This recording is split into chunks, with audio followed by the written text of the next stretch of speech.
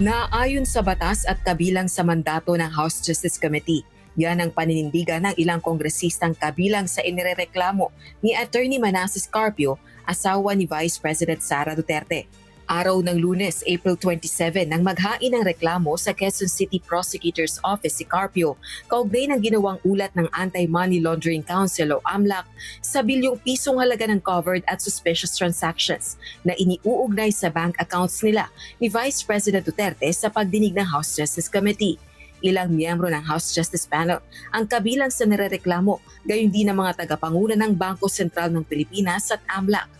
Ayon kina mamayang Liberal Party List Representative Leila de Lima at Akbayan Party List Representative Shell Chocno, kumpiyansa silang hindi uusad ang reklamo ni Carpio laban sa kanila. Kampante po tayo na hindi yan magpo-prosper dahil wala naman po kaming linalabag na batas. Kasi nga po sa bank deposit secrecy law at maski na sa Anti-Money Laundering Act ay mga ano po ito, exception po ito. Dahil nga we're talking here about a case of impeachment. We are in impeachment proceedings and therefore mandato namin, karapatan namin, prerogative namin, power ng committee to subpoena yung mga dokumento na mga relevant para dun sa pag-prove ng mga impeachable offenses. Kasama sa trabaho yan bilang isang member ng Committee on Justice.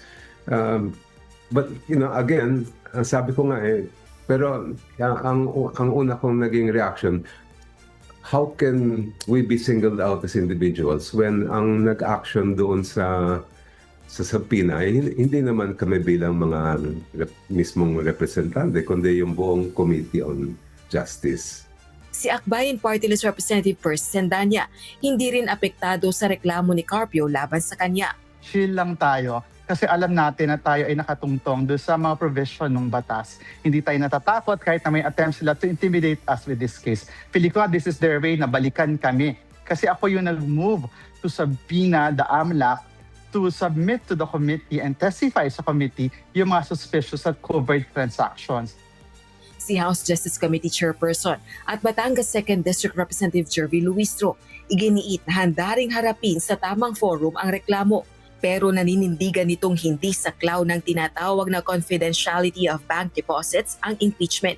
Kaya legal anya ang paglabas ng AMLAC records at kinakailangan para sa transparency.